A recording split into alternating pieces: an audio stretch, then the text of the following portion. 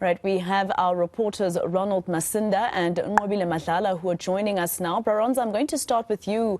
You are in Nqobile, where there's been quite dramatic scenes with that hostage situation. 6 people already released from the hostage situation, but I see there's some drama happening behind you. What's happening?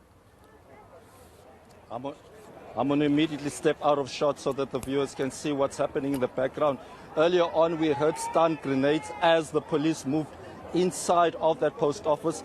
That follows yet another arrest. Now, initially, we have been told that at least 2 people held hostages here, staff members from the post office, but it seems there are more. And what we have been told, Masego, is that the police have asked us nicely to move slightly away because the situation could get dangerous. We are hearing also shots earlier at that post office. We don't know whether it's stun grenades or shots being fired at a particular individual, but we did hear that 1 or 2 people have been quite stubborn inside that particular venue. We do know that at least 6 people have been released, all of them females. We are not sure at this stage if there are more people, but this is a situation. We do know that police officers have stormed inside the building. We are possibly sooner to finding out what actually took place a very short while ago. All right, so you've got no information so far, Ronald, from police as to why this is happening. And the hostage negotiator, did you get the chance to speak to him at all? I know that he was walking around there, and I'm just wondering if you were able to speak to him about what's still left in the building.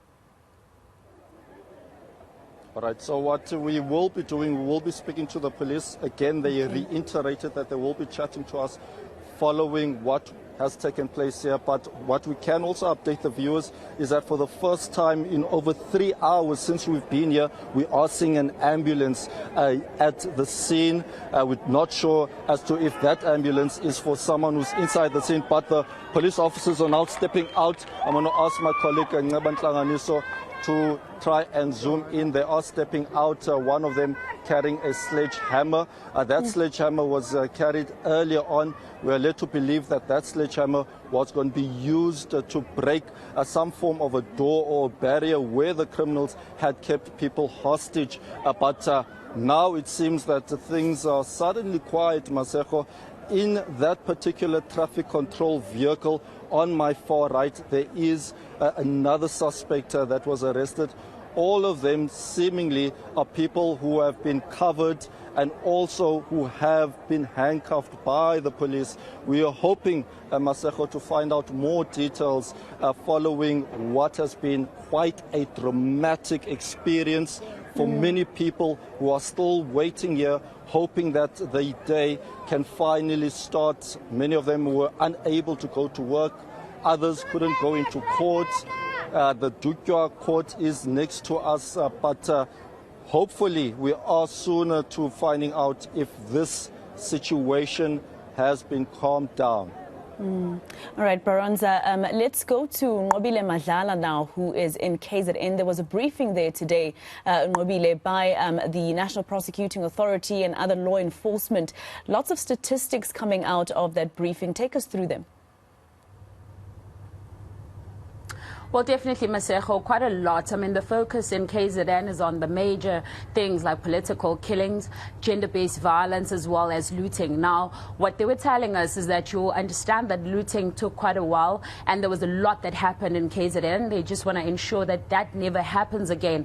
And they're saying that quite a number of cases that are currently going on, and they want to look and ensure they have statistics and certain numbers that they want to reach to ensure that everybody can be brought to book. But political killings is one of the worries, as they were saying, that because you would remember that KwaZulu-Natal has suffered quite a lot in terms of political killings. And so these are some of the focuses that they are looking at. Just yesterday, Masego, we were speaking to Batabile Dlamini, and she was talking about the importance of peace, saying that nobody should take the peace in the province for granted. And now if you look at the statistics in terms of political killings, that's the kind of peace that no one shouldn't shouldn't be taken for granted. And gender-based violence, also one of the topical issues here in KwaZulu-Natal at this moment. You will remember that there's quite a number of cases, including my colleague who was covering those issues was on the ground speaking about how women have suffered under gender-based violence. So they have included this, saying that they are making sure that people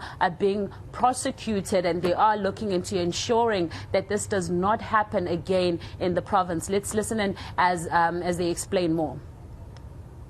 Now, at the present moment, the statistics that I have is that we presently have about we had 145 political cases that were referred to us, and 57 of those are in court. 31 are for decision dockets, and 58 have been closed for various reasons, like there's no evidence linking anyone to the commission of the offense. Then I noted quite a few of the political killing cases that are on the court rolls. The matter of Sindu Somagaqa, the matter of Mr. Nqobile, the matter of Mr. Ketuktula Sitole, the matter of Mr. Thamsanqa Tabashe, the matter of Mr. Martin Sitole. So I've given them a background where those matters are.